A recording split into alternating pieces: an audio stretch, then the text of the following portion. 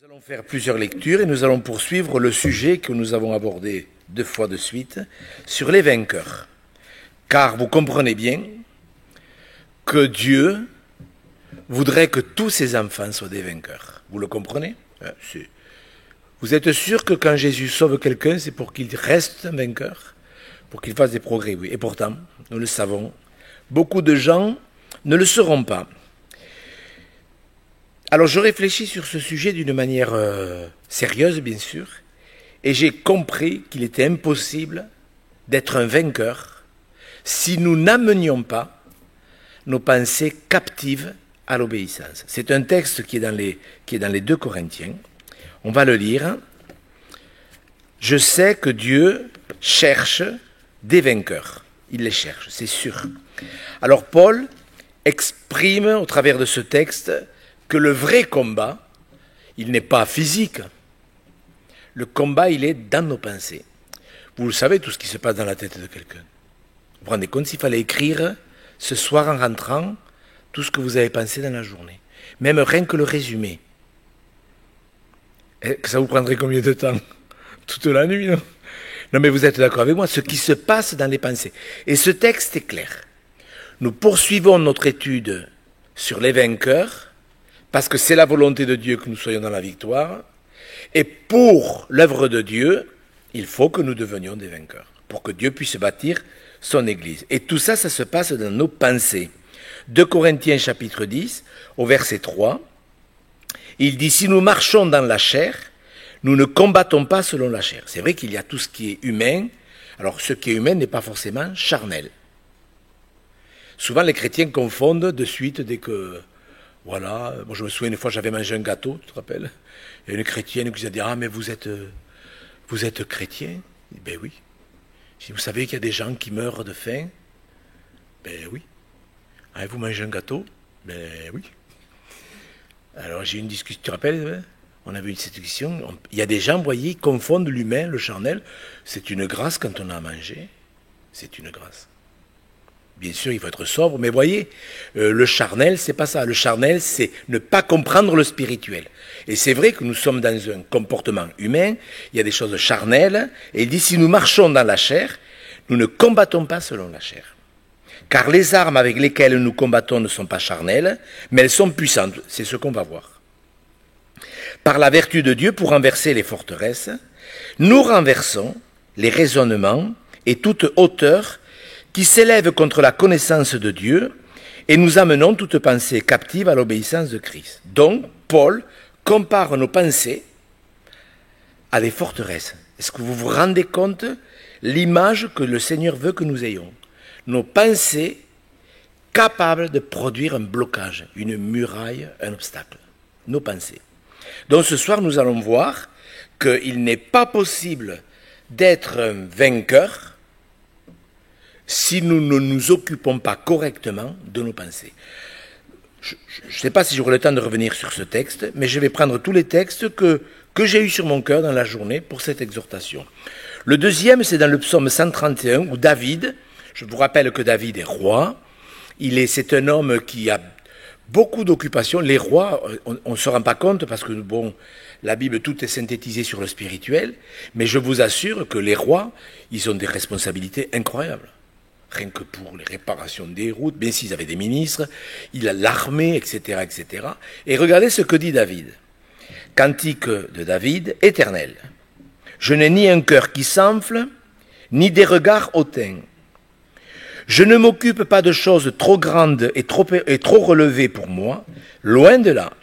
J'ai l'âme calme et tranquille, comme un enfant sevré qui est auprès de sa mère. J'ai l'âme comme un enfant sevré. Israël, mets ton espoir en l'Éternel dès maintenant et à jamais. Donc David explique que ce qui le préoccupe, ce n'est pas ses responsabilités de roi. Ce qui le préoccupe, c'est d'être comme un enfant sevré sur l'épaule de sa maman. Vous avez déjà vu des enfants qui ont tété et qui s'endorment sur l'épaule de la maman. C'est une image extraordinaire du repos. Et David dit, j'ai l'âme calme et sevré. Dans la version de la Colombe, il dit « J'ai imposé », c'est le plus près du grec, de l'hébreu, j'ai imposé le calme et le silence à mon âme. Je vous ai dit en introduction que c'était un vrai luxe que d'avoir la paix aujourd'hui. Je ne sais pas si vous le réalisez. S'endormir en paix, je pense que c'est le plus grand luxe qui puisse exister. Et se réveiller en paix aussi, car c'est bien quand même les deux, de commencer sa journée en paix et de la terminer en paix. Je réfléchis sur ce sujet parce que je me rends compte qu'il est souvent présenté dans la parole de Dieu. Nous, on ne le présente pas comme cela, les vainqueurs. Et comme j'ai beaucoup d'entretiens, je me rends compte que beaucoup de chrétiens n'entrent pas dans ce repos. Ils aiment Dieu, ils aiment l'œuvre de Dieu, ils ont fait des expériences merveilleuses, mais ils n'ont pas confiance en Dieu. Et pourtant, dès qu'on parle de Jésus, par exemple, si je vous dis « Jésus est Seigneur », rien que ça, 3 mots, qu'est-ce que ça représente pour vous? Il est le Seigneur. Bon, on le dit dans nos prières, Seigneur. Les gens souvent utilisent Seigneur, très souvent. Mais rien que de dire « Jésus est Seigneur », ça devrait nous caler dans cette prise de conscience qu'il est le Seigneur de tout. Vous le croyez qu'il est le maître de tout, le Seigneur. Mes frères et sœurs, je voudrais que nous comprenions bien une chose. Vous avez votre vie, vous avez des projets. Est-ce que vous avez des projets? Ouais. C'est bien de faire des projets? Ben oui, c'est bien. Bon, je trouve que c'est excellent même. Les projets que forme le cœur dépendent de l'homme, et je crois que c'est triste si on n'a aucun projet. On doit avoir des projets, mais il y a les projets que nous pouvons former, comme dit Jacques, si Dieu veut, nous ferons ceci, si Dieu veut, ben, nous irons là. C'est normal de faire des projets, et c'est beau quand Dieu permet que nous les réalisions, mais il y a aussi le projet de Dieu. Il faut que tout ça, ça se conjugue ensemble, pour que l'on puisse vivre notre vie, et en même temps faire la volonté de Dieu. Mais quand on dit Jésus est Seigneur, on le chante, on le lit souvent, Seigneur, Seigneur, tout ça, et on sait très bien que ce n'est pas ceux qui disent Seigneur, Seigneur qui entreront dans le royaume. Ce n'est pas parce qu'on connaît le nom de Jésus sous la forme du mot Seigneur qu'il est le Seigneur. Mais il est le Seigneur. Il est le Seigneur de tout, il est le maître de tout. Vous le croyez qu'il règne sur tout? Il règne sur tout. C'est quelque chose qui nous dépasse, ça va très très très très loin, puisque Jésus a été jusqu'à dire, même les cheveux de votre tête sont tous comptés. Moi, la première fois que j'ai lu ça, je me suis dit, mais j'ai pas compris. Les cheveux de votre tête. Je me suis dit, mais qu'est-ce que ça veut dire? Et à fur et à mesure, j'ai compris que Dieu contrôle tous les détails, même les détails de notre vie. Nous, on se rappelle des choses importantes, on a fait ceci, on a fait cela, mais Dieu contrôle tous les détails de notre vie. Et voyez, un vainqueur, je crois qu'on va le voir au fur et à mesure de l'étude, c'est quelqu'un qui peut-être médite la parole de Dieu. Tiens, le Seigneur, oui, il est le Seigneur de tout, il est le maître de tout dans les cieux et sur la terre. Donc, je résume ce que je viens de dire, nos pensées, Dieu les compare à des murailles, à des forteresses, dont il faut absolument que nous comprenions ce qui se passe dans notre pensée. Dans nos pensées. Est-ce que c'est les tentations qui vous baladent, ou est-ce que vous maîtrisez les tentations? Ouais, c'est une question. Est-ce qu'on en a des tentations? Est-ce qu'on en a? Ben oui. On en a souvent des tentations. Mais on peut être accaparé par ça, obsédé par les tentations qui vont se transformer en convoitise, ou on peut dire non, j'ai imposé à mes pensées ceci et cela. C'est ce qu'on va voir. Dans Ésaïe 26, au chapitre 3 et 4, au verset 3 et 4, pardon, Ésaïe 26, ça vaudrait... Alors, quand je prêche, je vous exhorte, le lendemain ou dans les jours qui vont suivre, à dire, tiens, mais dans quel contexte cette parole a été dite? Ça vaut vraiment la peine de voir. Dans quel contexte? Je peux pas le résumer.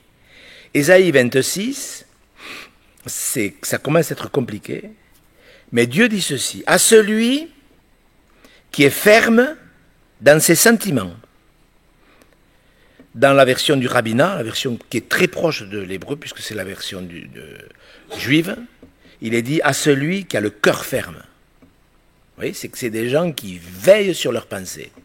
À celui qui est ferme, parce que ce n'est pas les émotions, vous le comprenez bien, c'est à celui qui est ferme dans ses pensées, ce n'est pas les sentiments. Tu assures la paix, parce qu'il se confie en toi. Confiez-vous à l'Éternel à perpétuité, car l'Éternel est le rocher des siècles. Donc, vous direz le contexte, c'est compliqué. Israël est en train de s'embourber dans l'éloignement. Mais Dieu dit, voilà, ceux qui seront fermes, à ceux qui auront le cœur ferme, je donnerai la paix. Pourquoi? Parce qu'ils se confient en moi. Ésaïe 30, alors c'est dur, les 39 premiers chapitres d'Ésaïe, je sais que c'est compliqué. C'est un peu dur à lire, mais ça vaut quand même la peine. Ésaïe 30, au verset 15, ils sont en train de rejeter tout, ils n'acceptent aucun conseil, ils cherchent le secours en Égypte, et Dieu dit, voilà, car ainsi a parlé le Seigneur l'Éternel, le Saint d'Israël, c'est dans la tranquillité et le repos que sera votre salut, c'est dans le calme et la confiance que sera votre force. Mais vous ne l'avez pas voulu. Et vous avez dit, nous prendrons la course à cheval. Oui, on cherche des moyens humains, charnels, pour vaincre les ennemis. Enfin, ils avaient tout un plan. Le résultat était catastrophique. Et Dieu dit, mais non, c'est dans la tranquillité et le repos que sera votre salut. Pourquoi? Parce que Jésus est Seigneur. Alors, est-ce qu'il est... C'est simple ces choses, c'est basique ce que je vais vous dire ce soir. Mais je nous pose la question, Jésus est-il que le Sauveur, ce qui est déjà bien, ou Jésus est-il le Sauveur et le Seigneur? Est-ce que Jésus vous a sauvé? Si vous vous êtes repenti et converti et vous êtes né de nouveau, donc Jésus est votre Sauveur, mais est-ce que vous pouvez dire ce soir, oui, Jésus est le Seigneur de ma vie? Il gouverne ma vie, un Seigneur, il gouverne. Au moins, il n'y en a plus maintenant des seigneurs. Quoique, il y en a bien qui aimeraient l'être. Mais bon, passons. Ça, c'était une parenthèse. À l'époque du Moyen-Âge, il y avait des seigneurs. Les seigneurs, ils gouvernaient. C'est pour ça qu'on les appelait des seigneurs. Mais Jésus-Christ est un grand seigneur. Est-ce qu'il gouverne? Est-ce que vous le voulez? S'il est le Seigneur de votre vie, vous direz oui, je veux vivre dans le repos. Parce que c'est sa volonté. Il y a des chrétiens toujours agités. Hier, je discutais avec une chrétienne, et je lui ai dit, mais vous n'êtes pas dans le repos. Mais si. Je dis, non, vous n'êtes pas dans le repos. Avec tout ce que vous venez de me dire, vous avez peur du lendemain. Elle me dit, mais non, j'ai pas peur. Mais si, vous avez peur du lendemain. Ça a duré un quart d'heure, et au bout d'un quart d'heure, je dis, non, je refuse la discussion. Et vous voyez, mais j'aime Dieu. Je dis, oui, je sais que vous aimez Dieu. Mais j'ai accepté Jésus. Mais je sais. Mais vous ne lui faites pas confiance. Et c'était vrai. C'est une femme, je sais qu'elle aime Jésus, mais de tout son cœur. Mais elle ne lui fait pas confiance. C'est dommage. Ésaïe 40, verset 28. Combien il sait... Et puis Dieu aime quand on lui fait confiance, vraiment. Ah, vraiment, on ne peut pas s'imaginer. Si on a des enfants, on comprend l'affaire. On comprend ce que ça veut dire. Ésaïe 40, verset 28. Avec mes petits-enfants, ce matin, on partageait un texte. Et comme ils ne connaissaient pas, je leur ai dit, voyez, Dieu ne veut pas qu'on soit dans l'ignorance. Tu t'en rappelles? Nous ne voulons pas être dans l'ignorance. Et là, il le dit souvent, cette parole. Ésaïe 40, verset 28. Ne le sais-tu pas? Oui, ne l'as-tu pas appris? Ça sous-entend qu'ils auraient dû le savoir. Ça sous-entend qu'ils auraient dû l'apprendre. Et vous êtes d'accord avec moi que parfois on a été négligents et ça nous a pénalisés. On aurait dû apprendre certaines choses et on ne les a pas apprises. Vous êtes d'accord? Et ça peut se corriger, ça peut se rectifier vite. Mais voyez, et c'est pas, voyez un peu avant, il le dit au verset 21, si je ne l'ai pas mis, mais si vous pouvez le mettre, il le dit également pour d'autres choses. Ne le savez-vous pas? Ne l'avez-vous pas appris? Ne vous l'a-t-on pas fait connaître dès le commencement? N'avez-vous jamais réfléchi? Voyez, c'est un reproche, mais c'est un reproche intelligent. Tous les reproches sont intelligents. Et ça devrait nous dire, mais c'est vrai, il faudrait peut-être que je réfléchisse mieux. Tiens, Jésus est Seigneur. Oui, il est le Seigneur, mais est-ce que j'ai compris ce que ça voulait dire? C'est comme ça qu'on amène nos pensées captives à l'obéissance de Jésus-Christ. On revient au verset 28, s'il vous plaît. Ne le sais-tu pas? Ne l'as-tu pas appris? C'est le Dieu d'éternité, l'Éternel, qui a créé les extrémités de la terre. Il ne se fatigue point, il ne se lasse point. Il est Seigneur. On ne peut sonder son intelligence. Il donne de la force à celui qui est fatigué. Et il augmente la vigueur de celui qui tombe en défaillance. Les adolescents se fatiguent et se lassent, et les jeunes hommes chancellent, mais ceux qui se confient en l'Éternel renouvellent leur force. Ils prennent leur vol comme les aigles, ils courent et ne se lassent point, ils marchent et ne se fatiguent point. Donc, vous avez plein de textes dans la Bible qui nous enseignent comment être fortifiés, comment nos forces peuvent être renouvelées. Et ça s'apprend. Ça s'apprend comment? En amenant nos pensées captives à l'obéissance du Seigneur. Car je le répète, il y a nos projets, parce que c'est bien quand même d'être utile entre les mains de Dieu. Ça vous intéresse d'être utile? Oui ou non? Vous avez envie d'être utile ou vous voulez juste le salut?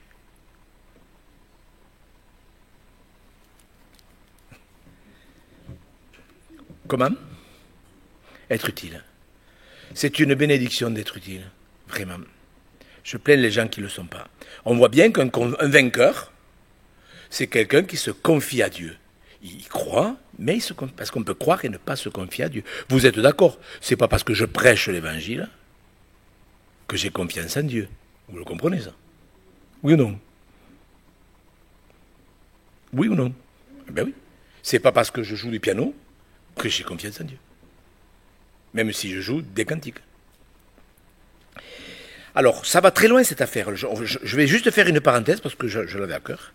Dans le psaume 84, c'est la même pensée encore plus tendre. C'est encore plus tendre.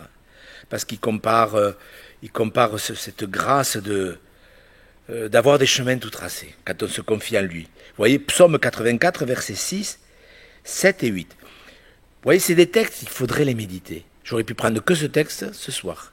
Vous voyez, psaume 84, verset 6. C'est la même pensée des gens qui ont confiance à Dieu. Mais regardez, heureux ceux qui placent en toi leur appui. Ils trouvent dans leur cœur des chemins tout tracés. Lorsqu'ils traversent la vallée de Baca, ça veut dire la vallée des pleurs. C'est une vallée, on ne sait pas si elle existe en vérité. Mais ça signifie la vallée des pleurs. Est-ce que ça nous arrive de traverser des vallées un peu humides? Est-ce que vous avez déjà pleuré? Est-ce qu'il y a quelqu'un ici qui n'a jamais pleuré? Ouais. Lorsqu'ils traversent la vallée de Baca, ils la transforment à un lieu plein de sources et la pluie la couvre aussi de bénédictions. Leur force augmente pendant la marche.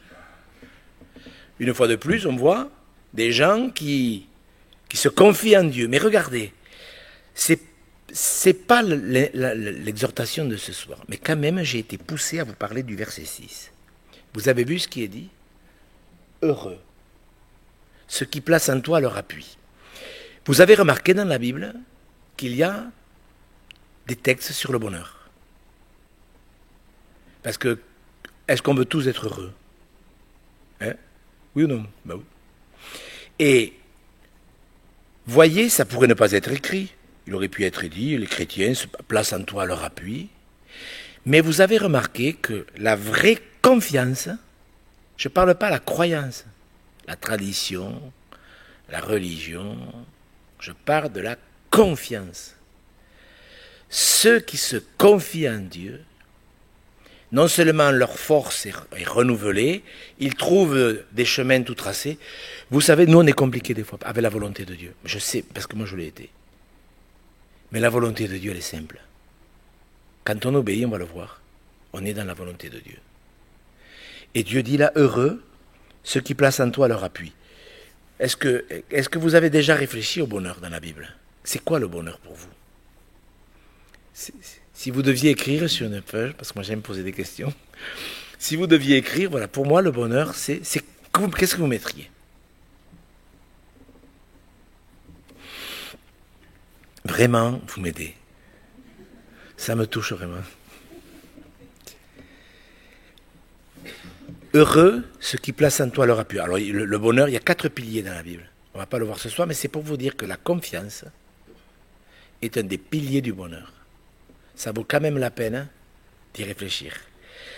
On est utile à Dieu, on découvre les voies qu'il a préparées pour nous, mais en plus, c'est la base du bonheur. Oui, une des bases du bonheur, c'est la confiance. Donc, un chrétien, il s'applique à édifier sa foi. Alors, j'ai souvent cité ce verset ces dernières semaines, quand l'apôtre dit « Édifiez-vous vous-même sur votre très sainte foi ». Est-ce que nous devons nous édifier les uns les autres? Oui. Est-ce que nous devons nous exhorter les uns les autres? Etc. Nous devons veiller les uns sur les autres, c'est comme ça. Dieu aime que nous nous protégions les uns les autres. Mais il nous est quand même aussi dit, édifiez-vous vous-même. Et c'est là que nous comprenons l'importance d'apprendre à méditer la parole. Heureux l'homme qui médite. Un chrétien, il s'applique. Il peut être dans un endroit, et je pense que ceux qui sont sur le Zoom sont beaucoup plus conscients que nous, qui avons une église locale, de ce que je suis en train de dire. Mais il n'empêche que Dieu est Seigneur, il règne et qu'il contrôle toutes choses. Mais un chrétien, il s'applique, mais les vrais chrétiens, parce est-ce qu'il y a des faux chrétiens? Normalement, tous les chrétiens devraient être des disciples. Et tous les disciples devraient développer un esprit de victoire. Vous êtes d'accord? Mais est-ce que tous les chrétiens sont victorieux? Et bien sûr que non. Les chrétiens, alors je répète ce que j'ai dit un peu tout à l'heure. Il y a des chrétiens qui croient en Jésus parce qu'ils ont fait des expériences. Jusque-là, c'est bien. Ils ont fait des expériences.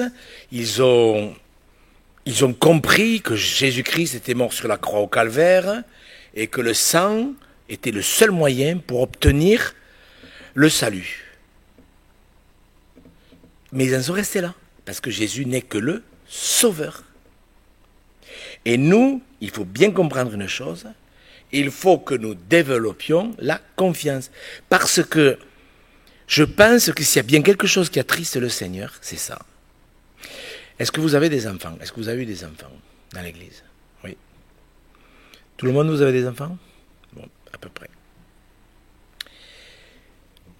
Vos enfants, est-ce qu'ils vous ont déçu, vos enfants? Parfois. Est-ce qu'un enfant peut nous décevoir? Ben oui. Mais qu'est-ce que vous préférez? Qu'un enfant vous déçoive de temps en temps parce qu'il a fait une erreur, une bêtise, etc. Ou est-ce que vous préféreriez qu'il ne vous fasse jamais confiance? Qu'est-ce que vous préférez? Qu'il fasse une erreur de temps en temps? Ou qu'il vous dise « Papa, je ne te fais jamais confiance ». Qu'est-ce que vous préférez? Qu'il fasse une erreur de temps en temps. C'est exactement pareil avec Dieu. Alors je veux pas négliger, banaliser le péché. Mais en fait, on a tous nos manquements, nos faiblesses. Il faut faire attention de ne pas tout mélanger. Il y a manquements, faiblesses, difficultés, tout ça. Croissance, épreuve, bon. Mais je sais, c'est biblique de toute façon, que le Seigneur est beaucoup plus attristé par ses enfants parce qu'ils ne lui font pas confiance, que parce qu'ils commettent de temps en temps une erreur et même un péché. Est-ce que vous le comprenez? C'est pour ça que les vainqueurs, ce sont des gens qui passent ce cap et qui disent oui, il faut que je corrige chaque fois que je fais une gourde. Si quelqu'un a péché, nous avons un avocat auprès du Père, Jésus-Christ, le juste, qui est fidèle pour nous pardonner. Donc, il faut bien faire la différence. Parce qu'un vainqueur, c'est quelqu'un qui rentre là-dedans. Si ses pensées, elles sont tout le temps dans la confusion, il n'arrivera pas à cette affaire. Un vainqueur, c'est quelqu'un qui développe une pleine confiance. Pas une confiance à 50%, une pleine confiance. Regardez dans 2 Corinthiens. C'est un sujet extrêmement sérieux. Moi, je vous assure, je suis poussé à vous parler de ces choses. On le voit, c'est dans 2 Corinthiens au chapitre 5. L'apôtre Paul parle de ses expériences. Regardez ce qu'il dit. C'est beau quand même, parce que c'est ça que Dieu veut. Parce que moi, vous savez, nous sortons d'un mouvement pentecôtiste. Et je peux vous dire qu'il y a beaucoup de gens qui se disaient remplis du Saint-Esprit, mais quand vous parliez avec eux, au niveau de la confiance, il y avait un problème. Quelqu'un qui est rempli du Saint-Esprit, il est rempli de confiance. Paul dit 2 Corinthiens 5, verset 5, « Et celui qui nous a formés pour cela, c'est Dieu, qui nous a donné les arts de l'Esprit. » Nous sommes donc, quand on a le Saint-Esprit qui qu'on laisse agir, pas qu'on éteint, qu'on attriste, etc. Qu'est-ce qu'il dit, Paul? Nous sommes donc toujours pleins de confiance. Et nous savons qu'en demeurant dans ce corps, nous demeurons loin du Seigneur, car nous marchons par la foi et non par la vue. Nous sommes pleins de confiance. Il répète, nous sommes pleins de confiance et nous aimons mieux quitter ce corps et demeurer auprès du Seigneur. C'est pour cela aussi que nous nous efforçons de lui être agréables. Oui, il parle des choses humaines et il parle des choses éternelles. Enfin, c'est bien de lire la suite. Ça vaut le coup parce qu'en plus, c'est pour que ça se passe bien quand on passera devant le Seigneur Jésus. Nous sommes plein de confiance. C'est pas une question. La confiance, ça peut se traduire en pourcentage. 30%, 40%, 50%, 90%. À combien de degrés vous avez confiance à Dieu? Est-ce que vous pourriez répondre? Est-ce que c'est une bonne question? Oui, c'est une bonne question. Est-ce que vous pouvez répondre? Non mais sérieusement, j'ai confiance à Dieu? Oui, j'ai confiance à Dieu. Pour tout? Pour tout. Il y a des gens, vous voyez, je donne un exemple. Il y a des gens, ils étaient malades. Ils avaient le cancer, ils sont venus à l'église, on a prié pour eux, ils ont été guéris. Ça fait qu'ils n'ont aucun problème par rapport au fait que Jésus guérit. Parce qu'ils ont expérimenté la guérison. Ça a été leur première expérience, c'est quelque chose qui a été fort. Et quand ils sont malades, ils n'ont pas de problème. Mais s'ils sont au chômage, ils ne vont pas avoir confiance que Dieu pourvoit. Jésus guérit, mais est-ce que Jésus vraiment est Jéhovah Jireh? Est-ce que vous comprenez? C'est pour cela que nous avons diverses épreuves. Parce que nous pouvons être atteints dans la maladie, nous pouvons être atteints dans le domaine professionnel, dans le domaine de la famille du couple, dans le domaine du couple, de l'église, etc. Et c'est important, et quand on en arrive à dire « je suis plein de confiance », c'est parce que dans tous les domaines, on a vérifié que Jésus était le Seigneur. Et là, Paul, il le dit, je suis plein de confiance. Et c'est un homme qui va le développer toute sa vie. Toute sa vie jusqu'à sa mort. Il sait que Jésus est le Seigneur. Vous vous rappelez quand ils étaient à Philippe, qui prêchaient, ça n'a pas plu à tout le monde, ils se sont fait tabasser, on les a tapés, on les a enchaînés dans une prison, ils étaient blessés avec des chaînes dans une prison intérieure, c'est-à-dire une prison sans fenêtre. Qu'est-ce qu'ils faisaient? Vous vous rappelez ce qu'ils faisaient? Ils chantaient et ils priaient. Là, qu'est-ce qu'elle dit la Bible? Quelqu'un est-il dans la souffrance? Qu'il prie. Non, qu'il prie.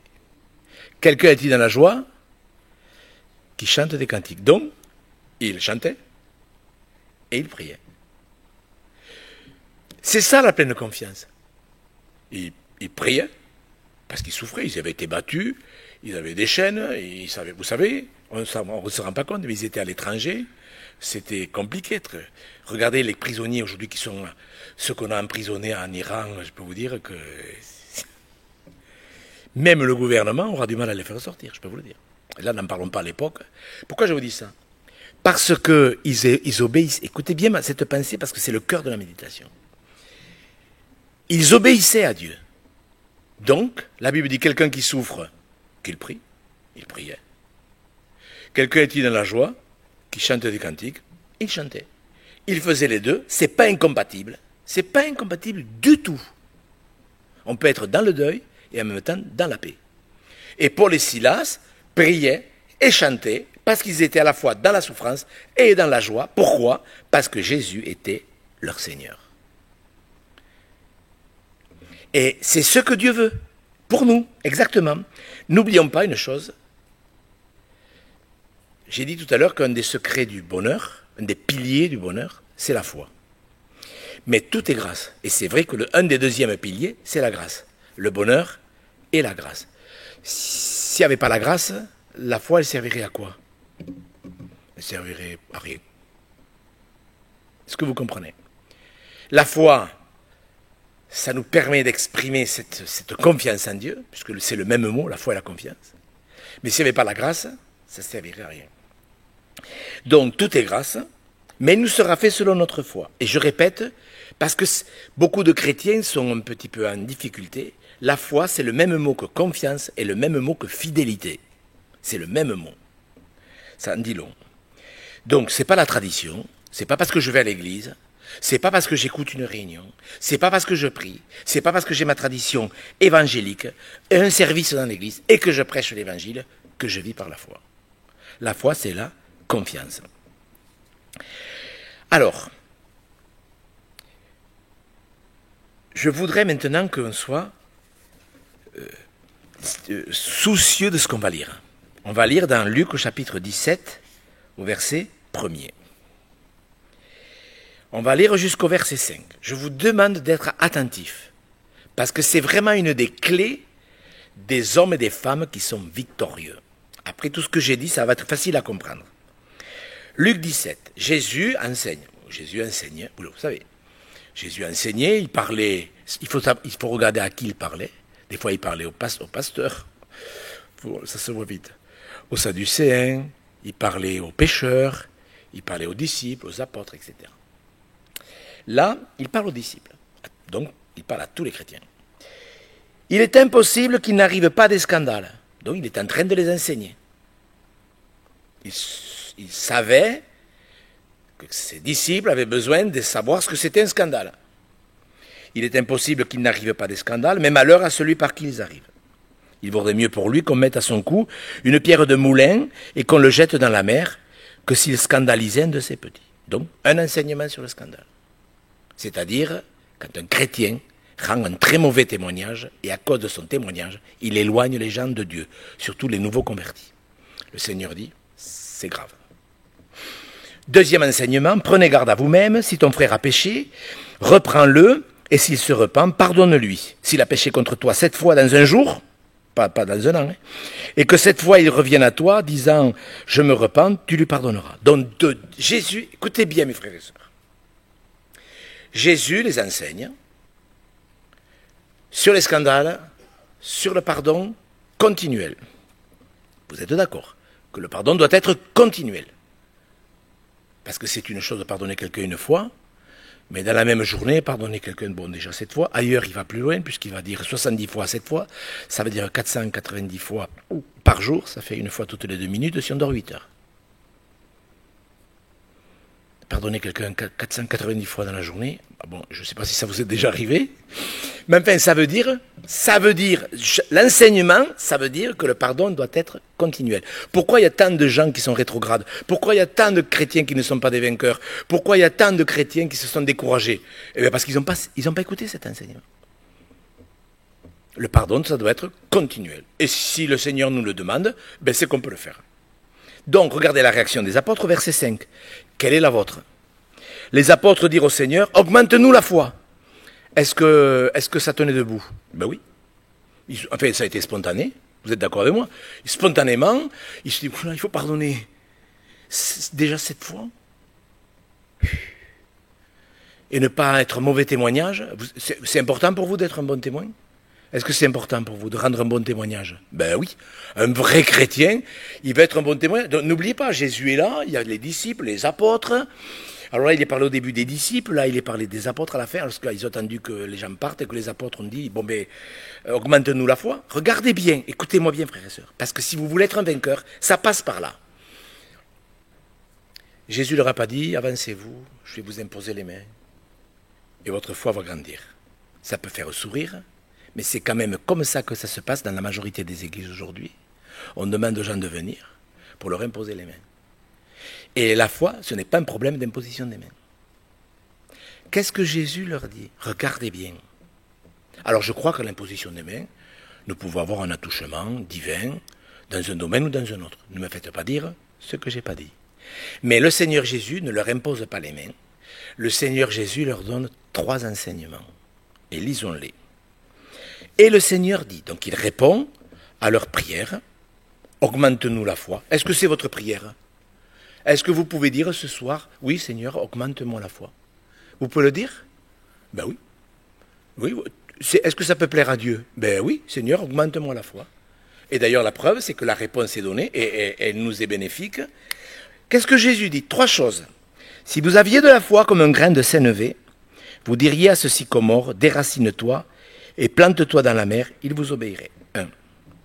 Deuxième chose, qui de vous, ayant un serviteur qui laboure, ou paie les troupeaux, lui dira quand il revient des champs, approche vite et mets-toi à table. Ne lui dira-t-il pas au contraire, prépare-moi à souper, ceins-toi et sers-moi, jusqu'à ce que j'ai mangé et bu, après cela, toi tu mangeras et tu boiras.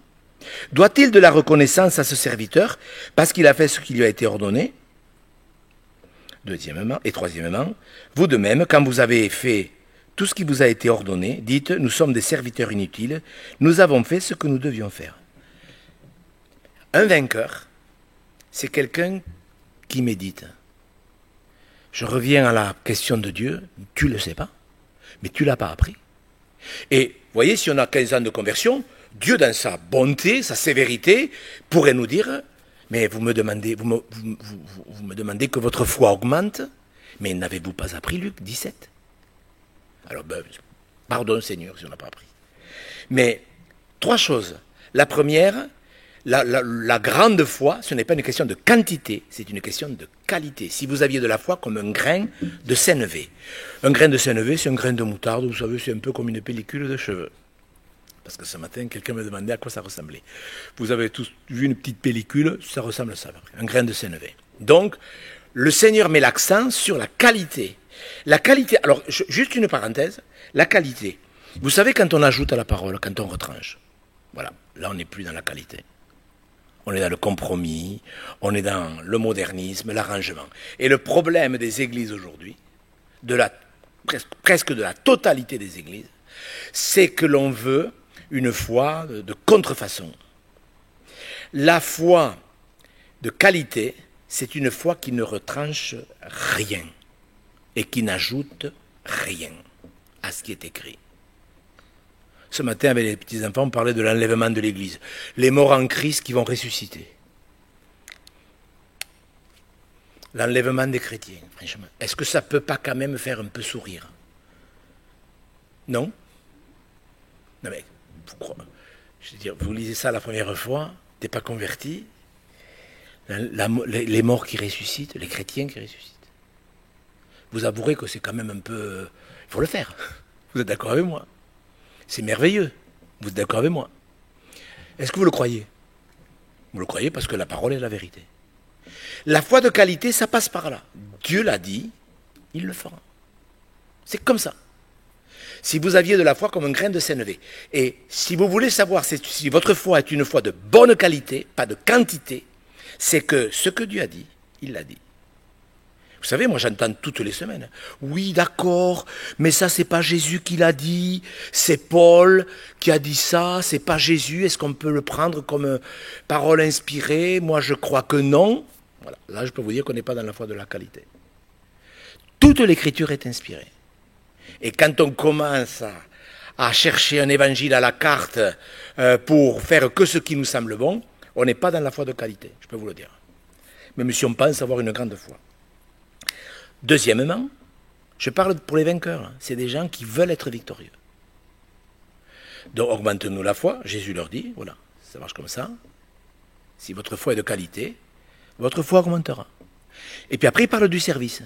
Il parle, bon à l'époque il y avait beaucoup de laboureurs, de bergers. Il dit, voilà, si vous êtes berger, je ne sais pas s'il y a des bergers au milieu de nous, ou des laboureurs, mais enfin, quel que soit votre métier, vous faites ce que vous avez à faire, ou votre service pour Dieu, ça touche quand même le service de Dieu, celui qui laboure et les troupeaux, je pense qu'il fait aussi allusion au serviteur de Dieu, mais enfin, qu'importe, ça touche tout le monde.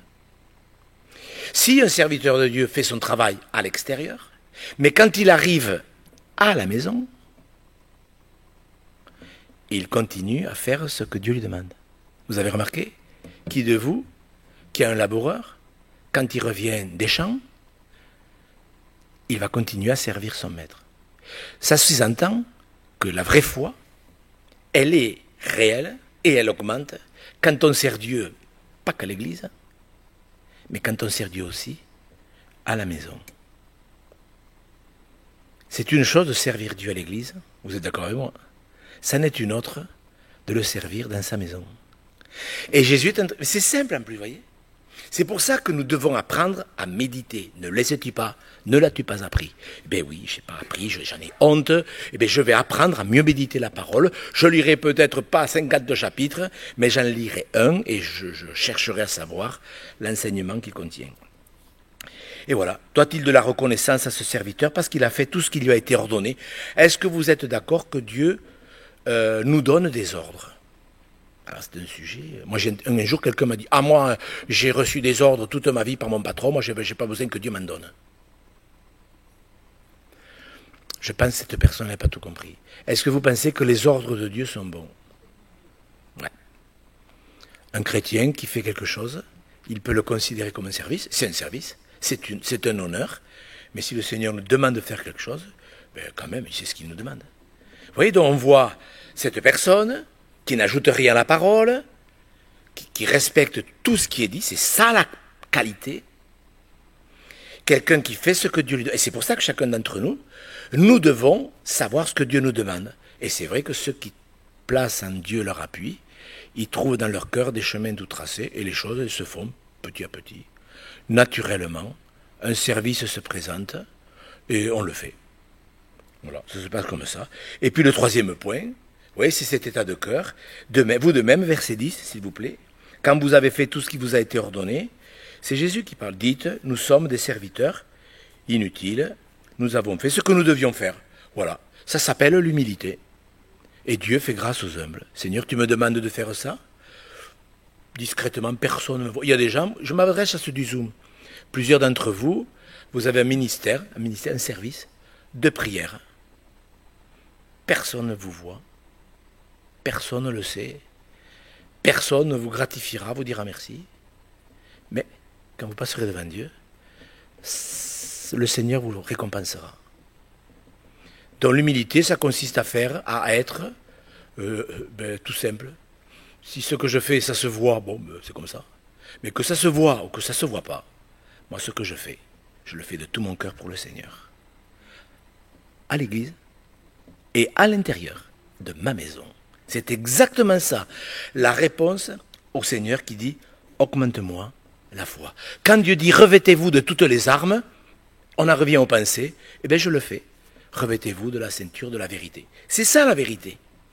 Vous voyez, moi je vous dis, écoutez, moi j'ai assisté à des séminaires sur la foi. Alors il y avait une excitation, tout le monde sautait, criait, dansait, etc. Et puis à la fin, les gens venaient à l'imposition des mains pour la foi. Il y en a qui tombaient par terre, même j'ai vu ça. Et moi, mais comme je suis curieux, et quand je discutais avec les gens, je me rendais compte que tout ça c'était de l'excitation et c'était de l'émotion. La vraie foi, c'est ça mes frères et sœurs. Je vais terminer avec une pensée, parce que j'ai parlé de Daniel dimanche. Je vous ai donné 5 de ses comportements, je ne sais pas si vous vous rappelez. J'ai parlé du courage de Daniel dans 5 circonstances. C'est ma conclusion. Daniel, il a vécu dans une des périodes les plus sombres de l'histoire d'Israël. Tout avait été dévasté, les chefs avaient été tués, tous les chefs religieux avaient été tués. Le temple était brûlé, détruit, les murailles étaient détruites, enfin, la loi a été abandonnée, ça c'est le pire peut-être, et le reste a été amené en exil. Satan, vous savez que c'est un combat spirituel, et que Satan a toujours cherché à détruire le peuple juif.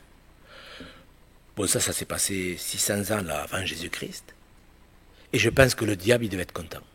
Il a dû se dire, plus d'Israël, plus de peuple juif, plus de temple, plus de serviteurs, plus de loi. Je pense que le diable a dû se dire, c'est bien, le Messie ne pourra pas venir. Ça tient debout? Est-ce que ça tient debout? Ben oui, il n'y avait plus rien. Et je veux que vous compreniez bien ma pensée. Le but du diable, c'était d'empêcher le Messie de venir. Le but du diable aujourd'hui, c'est d'empêcher que l'Église soit l'Église. Vous comprenez ma prédication? Dieu bâtira son Église avec des gens qui vivent dans la victoire. Ce n'est pas des extraterrestres, c'est des vrais chrétiens, tout simples, dans l'humilité, dans l'obéissance, ici et là. Et qui n'ajoutent rien, qui ne retranchent rien. Satan a le même objectif, il veut empêcher Jésus de revenir chercher son équipe. Vous savez, moi, on m'a passé 2 livres qui ont été écrits par des pasteurs australiens, 2 livres épais comme ça. Et c'est savants, c'est des pasteurs savants. Je ne pense pas quand même. Ils disent que Jésus ne pourra pas revenir, que l'enlèvement de l'Église ne peut pas avoir lieu. 2 livres comme ça, des théologiens. est-ce que vous pensez que ces deux théologiens vont empêcher Jésus de revenir? Oui, c'est des fous, ils sont fous. Ils sont fous, complètement fous. Ça a été loin cette affaire, puisque même quand on a amené le reste de ces jeunes gens à Babylone, il nous est dit qu'ils ont même voulu changer le nom. Ils ont changé le nom de Daniel, vous vous rappelez, et de ses 3 amis. Vous voyez jusqu'où le diable a été, jusqu'à détruire leur identité. Ils ont appelé Dieu Daniel Belshazzar, c'est un dieu païen. Voyez combien l'ennemi a même essayé à Babylone de détruire leur identité. C'était pour ça que même le nom a été changé. Mais ça n'a pas marché. Voilà ma conclusion. Ça n'a pas marché. Pourquoi ça n'a pas marché? Sur Daniel et sur ses 3 amis. Parce qu'ils avaient confiance en Dieu. C'est tout. Est-ce que vous comprenez? C'est tout. Ça ne peut pas marcher. Pourquoi? Parce que le diable, en vérité, il ne peut pas détruire la vraie foi. Et les chrétiens qui rétrogradent, ils n'ont pas une vraie foi. Vous avez compris? La vraie foi, c'est une foi de qualité qui sert, parce qu'on ne peut pas ne pas servir, et dans l'humilité. Et l'adversaire, il ne peut pas anéantir la vraie foi. On le sait, on va lire 1 Jean chapitre 2. Je ne veux pas être trop long, mais je voudrais que vous compreniez bien cette pensée. Dans 1 Jean, il parle aux nouveaux chrétiens. Il ne parle pas aux chrétiens qui ont 30 ans de conversion. Alors, 1 Jean chapitre 2, verset 13, attendez, je ne me trompe pas. 1 Jean chapitre 2, ouais, il parle aux petits-enfants. Les petits-enfants, ce n'est pas les enfants de l'école du dimanche. Les petits-enfants, ce sont les chrétiens qui viennent les pécheurs qui viennent de se convertir. Je vous écris, petits-enfants, parce que vos péchés vous sont pardonnés à cause de son nom. Je vous écris, Père, alors là, ça c'est ceux qui ont de l'expérience, qui sont mûrs dans la foi, parce que vous avez connu celui qui est dès le commencement. Je vous écris, jeunes gens, donc ça c'est des jeunes chrétiens, parce que vous avez vaincu le malin. Je vous ai écrit, petits-enfants, parce que vous avez connu le Père. Je vous ai écrit, Père, parce que vous avez connu celui qui est dès le commencement. Je vous ai écrit, jeunes gens, parce que vous êtes forts, et que la parole de Dieu demeure en vous, et que vous avez vaincu le malin. Quels sont les gens qui ont eu la victoire sur l'ennemi? Ben, les gens qui ont confiance. Et ça ne marche pas. L'ennemi, il peut essayer de nous détruire. Il peut essayer le monde peut essayer de détruire notre identité, nous amener captifs. Et pour tous les gens qui êtes sur le Zoom, même si vous n'avez pas de vie d'église, laissez-moi vous dire que si vous avez une véritable foi, ça ne vous perturbera pas. Jésus veut bâtir son église, il la bâtira, ça prendra le temps qu'il faut. Dans sa préscience, il sait le temps qu'on a perdu, ça c'est sûr, on en a perdu des années.